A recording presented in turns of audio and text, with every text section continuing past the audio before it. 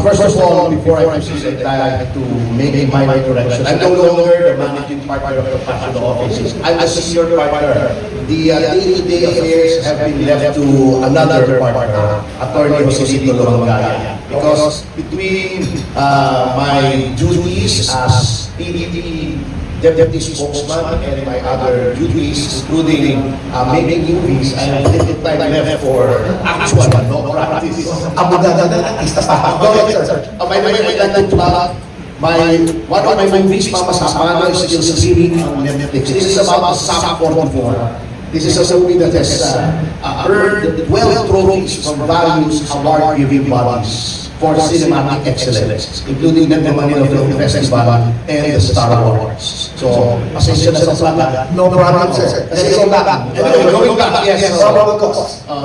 Sorry, I digress, but probable cause, as any practicing lawyer knows, is evidence that will persuade a reasonable person to conclude that the respondent or the accused is probably guilty of an offense, although other minds equally reasonable may conclude otherwise. That's as simple as that I can reduce it to.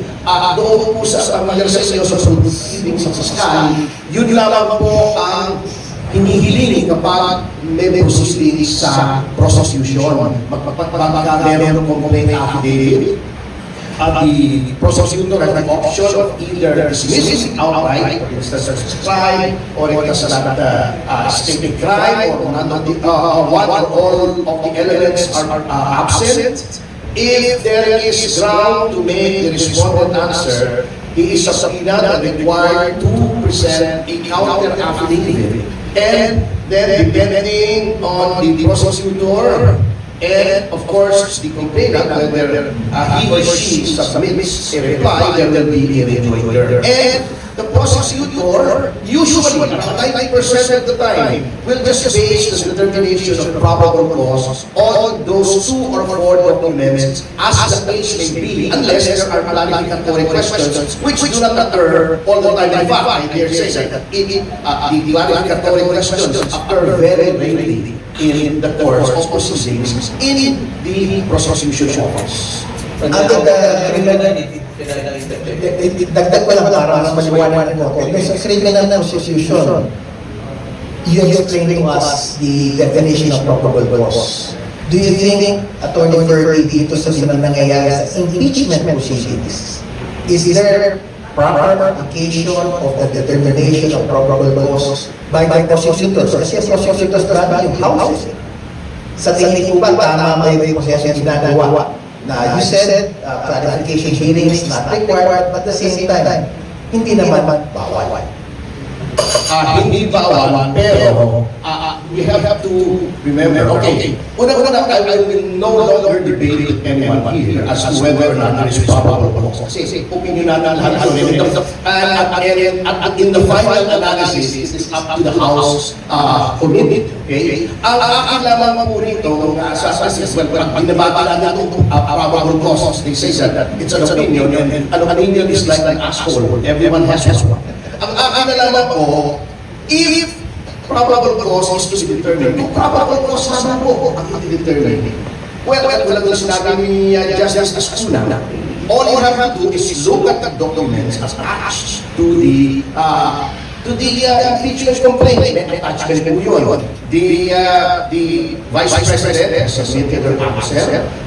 Sabi nga ni Justice Ascuna, if there are documents to be authenticated, you may subpoena those documents. If Madriaga has to verify or authenticate, again, under oath is affidavit, it may be summoned, pero there should not be a full-blown trial. Kasi nakalagay talaga sa rules, it's a hearing. And sa akin po, ang napakasasabihin kasi nila, bakit takot kami sa impeachment? Hindi po takot sa impeachment ang PDP. By the way, I understand that the PDP is supportive of the Vice President, just to be transparent. Ang amin po, kung tingin nila ay may probable cause at marami na namang ebidensya sa one, i-transmit na sa Senado where the trial should forthwith commence. This is not the time and the place to be asking witnesses to read aloud their affidavits. Anyway, the contents of the affidavits are matters of record.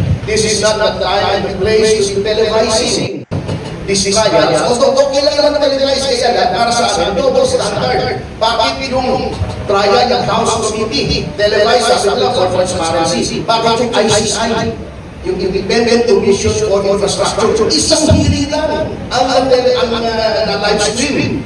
Pagkatapos yung the rest, behind closed doors, kay Sandro Marcos, kay Martin Romualdez, puro behind closed doors. So, yun lang po ang aming dinidenounce dito. They are using the hearings of the House Committee not to determine probable cause, but as a platform for a demolition job against the Vice President. So, alam niyo, some people will say otherwise, why sa tayo maglupahan? Yun po ang ginagawa talaga. And then people are smart enough to know. So, kung may hiyaw na natira ng mga majority ng committee members sa sarili nila, ay i-transmit na nila. Otherwise, go on, wala na makakipigil sa inyo eh. Pero, alam niyo po, you're not fooling a lot of people. You're only fooling yourself. Thank you. Well, Atty. JV, mukhang na nagigil ka na sa pagmamata. When we ask attorney to ask questions, you just ask one question. He will not stop. My good friend can articulate for the rest of the day. Anyway, let me go into the questions of course. Kasi tinuturo ko yan eh. In the College of Law where I was dealing. Probable cause is also of constitutional origin. Particularly in the issuance for a warrant of arrest. So probable cause appears, the phrase appears in the Constitution because that is the standard for which a warrant of arrest can be issued. Article 9. Yes, Article 3. However, you can find probable cause also in the rules of criminal procedure in preliminary investigation. Before the amendments to the rules of criminal procedure, the standard for finding to determine whether a criminal information should be filed in court is prima facie evidence. Now, prima facie is lower than the probable cause. Probable cause is a higher standard than the prima facie. And it is described by the rules of criminal procedure as follows. It has two elements. Number one, a crime has been committed. So, the investigator was concerned first that there was a crime. Maliwanag na may crime. Now what? The investigator will now determine is whether or not the respondent probably committed the crime. That is probable cause. Now, probable cause means only more likely than not he committed it. More likely than not. And therefore, it is not a finding of guilt. It is only a finding of probable cause. Now, probable cause is also utilized by the police. In warrantless searches, for example, if they see that there is probable cause. Now, Let's focus on engaging. yes. What I'm saying is this is, probable cause is both of constitutional origin and really a criminal law concept. It is a criminal procedure concept. If you ask me, first of all, I'd like to correct. I'm not really a constitutional expert, but I do teach constitutional law. But I don't consider myself an expert. I lean on the views and opinions of former Chief Justice Reynaldo Aguno, who I consider to be the living and best constitutional law expert in the land. I do not understand where the House Justice Committee plucked the concept of probable cause in determining whether to file the applications of impeachment or not. There is nothing in the Constitution that tells them you have to find probable cause. before filing the articles of impeachment. However, So in other words, I'll cut you short, Attorney JJ. In other words, mali yung ginagawa mo sitting sa house. No, Because that's probable cause as a term, as a criminal law, constitutional law term, Yes. wala doon sa house rules. I don't know about the house rules, but I do know that in the Constitution, you cannot find the requirement to find probable cause before filing of the articles of impeachment. However, I must add this, and this is very important, Panyan. The Constitution grants to the House of Representatives the exclusive power to initiate impeachment. Diyan kami medyo, this is where I really do not agree with the decisions of the Supreme Court. You know, when we struck down the articles of impeachment as null and void. I think it was a case of breach. That's another issue. I think that the House, if it wants to impose on itself the standard of probable cause before it files impeachment, that's prerogative. Nobody can control the House. So we can say it's wrong. We can say that, well, it's not easy to understand where they got it. Maybe some lawyers there who are practicing litigators like Attorney Pasha and myself would say, kailangan natin ang probable cause. But actually, to me, you just ask my opinion, I think prima facie would be enough. And I'll explain later why you ask me. Okay. Thank you for that clarity in terms of the differences between prima facie and probable cause. Having heard our experts in the law of the land, I'd like to hear from the law of the Lord. Ngayon, Father, sinabi nga ni Atty. Ferdy kanina, bakit ang parang double standard? Other proceedings medyo transparent. Tulad dito sa House Committee ngayon, whereas dun sa ICI, hindi transparent. I think perhaps Atty. Ferdy would not disagree.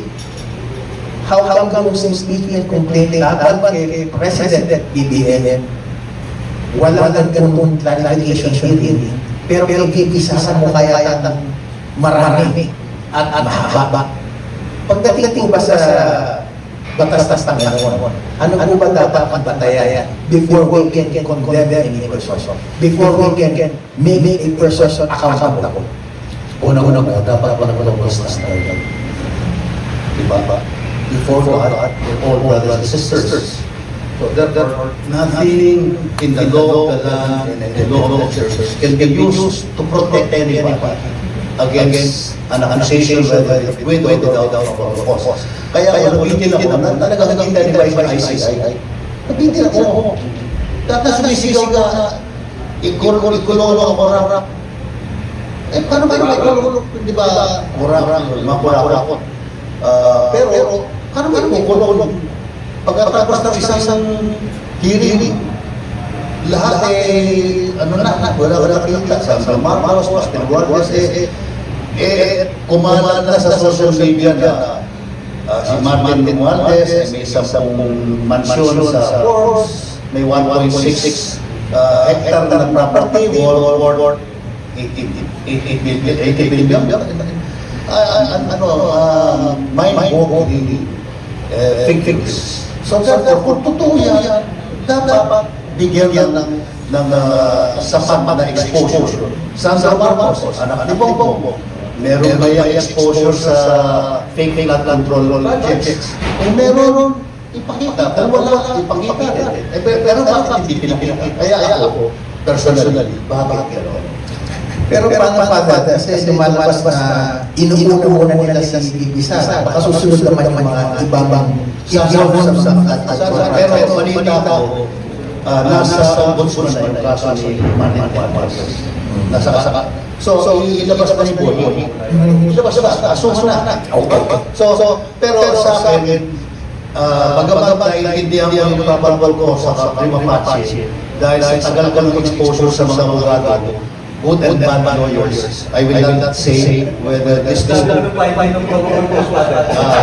yung good and bad lawyers, I have probable causes to conclude that certain lawyers are good and certain lawyers are bad. I will not conclude on the few. It's obvious.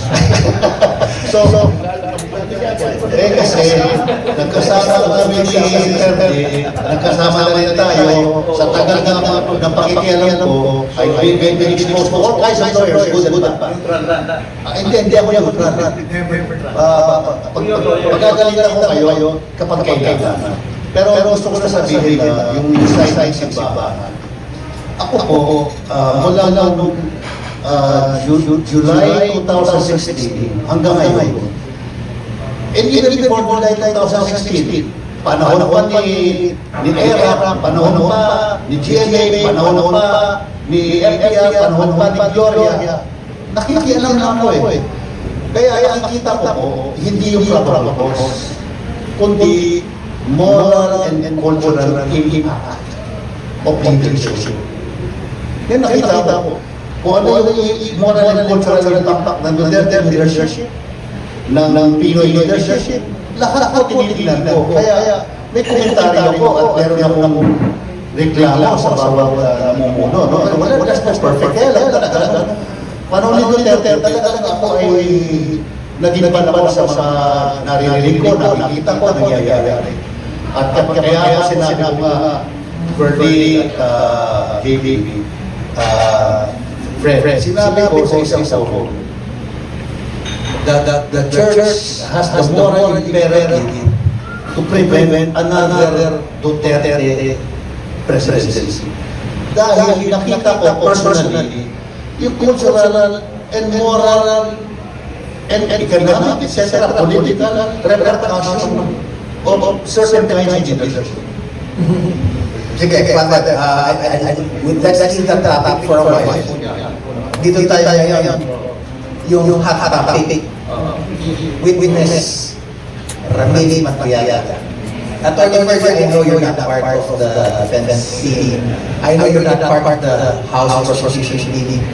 Given your expertise in trying to assess credibility of witnesses, at the same time, weight of evidence, ano po ba tingin sa yung mga sinabi ni Ramili Matbayaya? Is it enough to establish what we have defined as probable cause?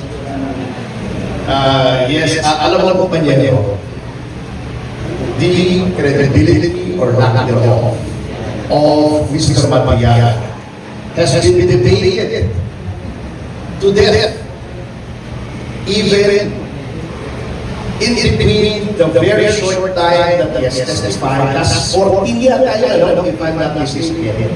Ngayon ay, ano ba ngayon? 17. It has been debated to death, and I think everyone and his mother has an opinion. May mga nagsasabi, hindi pwede yung siya ng forma ng OBP, etc.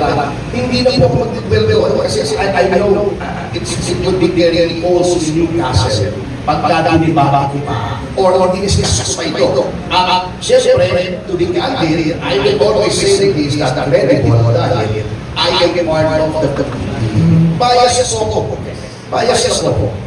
Although you can see for yourself the basis or the foundation of my saying that it's not credible. The bottom line is, and eto, kung gusto ni JV, magpipagpustahan tayo dyan. It does not matter anymore whether Matbayaya is credible or not. That committee is prejudged to finding probable cause. Kahit tayo isang milyon, may probable cause yan. Yung isa lang, hindi mo manala ng isang milyon. Kung gusto ako, itadaan sa yan.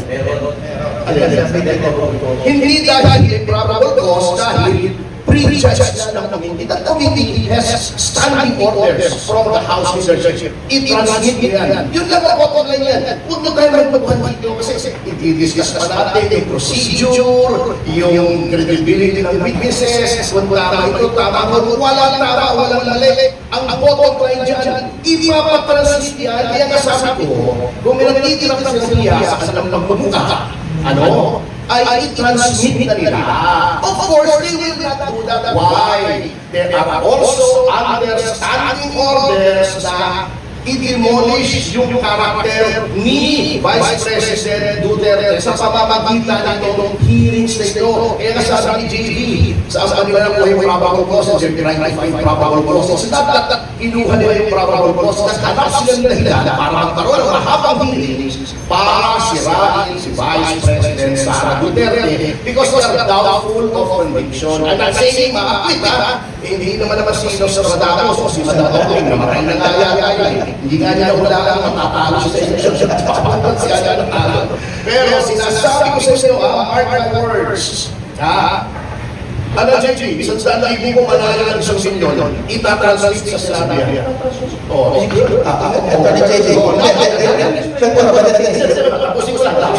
Para sa akin, of course, I always respect the decision, our opinion of these people. While I differ, I'm glad that I am among friends na we really agree to disagree. Para sa akin, tinatransmit dyan, number one, bakit?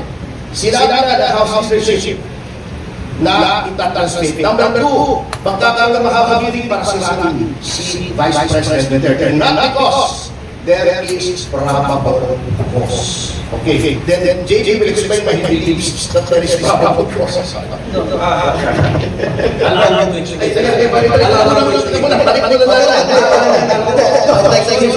Kasi kinasasan at there are standing orders already according to pero sa tingin mo, you know, the Supreme Court has described or defined an impeachment process as primarily legal with political characteristics. Ayan ang definition siya. So, we stand by that because the Supreme Court is the one who defines what the Constitution is. Pero, I think I will go along with the analysis of former Chief Justice. Kasi, impeachment was not placed under Article 8 under the judicial review. So hindi binibisa talaga yan, technically. It was not placed under Article 6 in the legislature because it is not a legislative work. It was placed under a separate article, Article 11, which is far removed from Articles 6 and 8, okay? And subsequent Article 6. Now, why is this? Because the Constitution wants exact accountability from high officials. Ngayon, what is impeachment really all about? According to Chief Justice Puno, you can break down impeachment into two stages. One is political stage.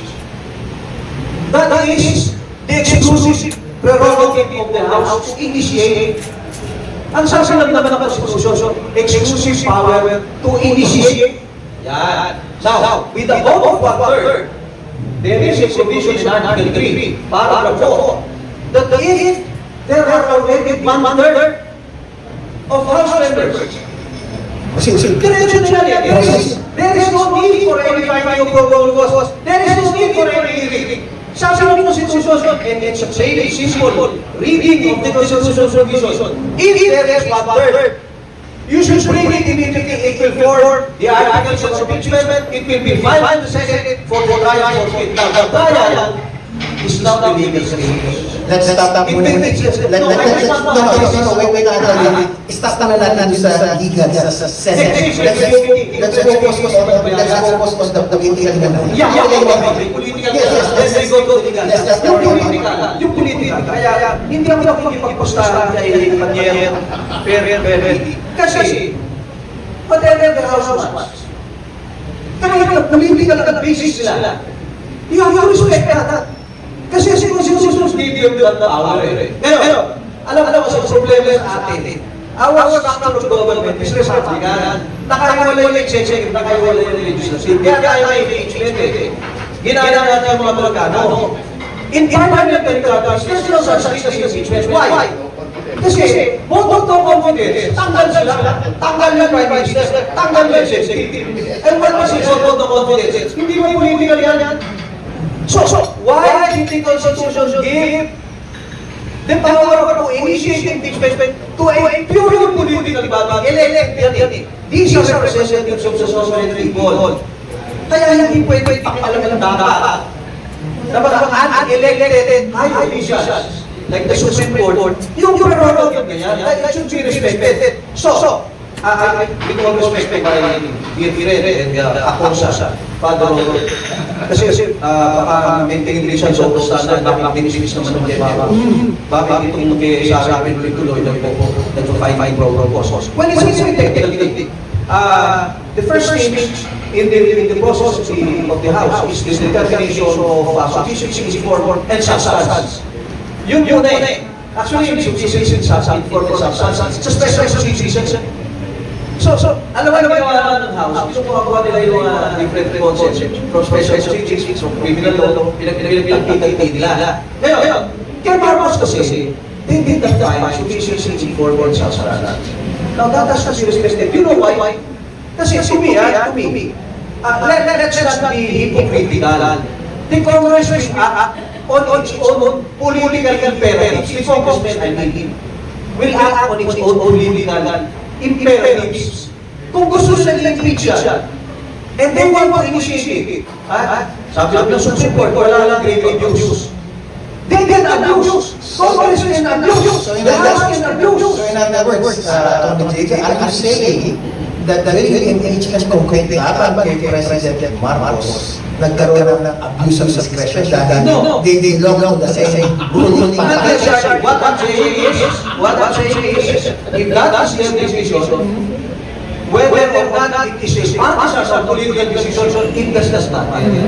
They did not violate the treaty. Pero kaya Sara, nakasusunod kasi yung first stage, yung sufficiency for substance. And therefore, it must now be referred to plenary, and it must be referred to the Committee on Justice for hearing. Sure. Pero yung requirement ba't naging clarification hearing? Kasi sinasabi nga niya vertical ka na, it's not required, nor is prohibited, pero ang sabi nga niya, demolition mo. Ano ang problema? Itong problema, tama naman, I agree with Atty. Passion dahil I always disagree with whatever he says. But in this case, tama naman yung sinasabi natin. Ang problema kasi yung ginawa ng Korte Suprema, at ang binigay nilang rules, where not, in the Constitution. Dito sa House, pinakialam nila kung paano tumakbo yung initiation ng impeachment. Ngayon, ang House naman, napakahirap naman ipagtanggol. Kasi puno yan ng mga mananakaw. Puno yan ng mga kurako. How can you defend the House of Representatives? Tuwa-tuwa siya kasi. Ilang naman speaking na, ito, pero what can I do? Yun rin ko. The Supreme Court gave. Kasi, these are House, and they want assessors.